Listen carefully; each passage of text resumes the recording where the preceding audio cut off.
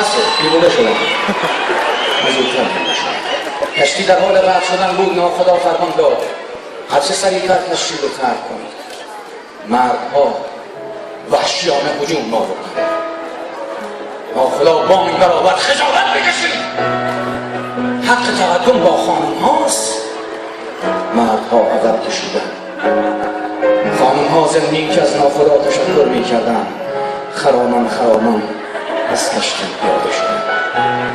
آخرین نفر خانم ها که پیاده شد لحظاتی بعد ناخدا رو به آقایان گفت آقایان کوسه ها به اندازه کافی سیر شدن. حالا می توانید با خیال راحت جلوه شوید. احترام آقای مسلمان علیه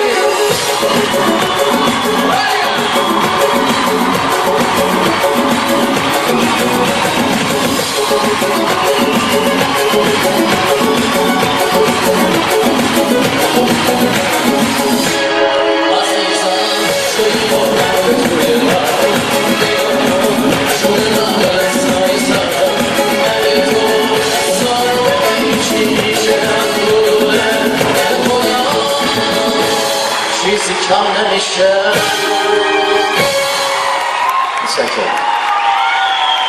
اما واکنش خانم ها نسبت به نگاه آقایونشون در اقصا نقاط دنیا متفاوته. در کره و ژاپن، در کره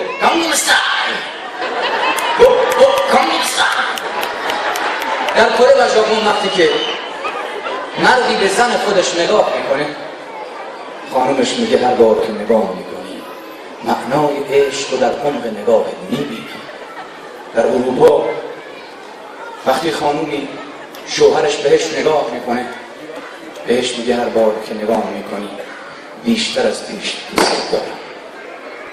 در ایران وقتی شوهری به خانم خودش نگاه میکنه خانومش میگه چیه؟ یا من بخور.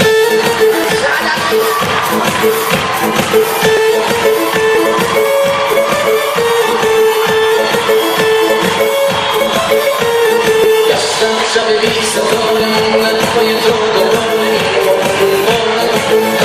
شوی دامن هر باری باری حس روشن من میگوشم دیگه نداره تو مال من با تو دیگه چه سخت اگه یارت ببینی که بخواه باش سر من رو ببین واسه کی تفکری این بار نفهمی که برنجه از نگاه نره رنج و عذاب و حسن.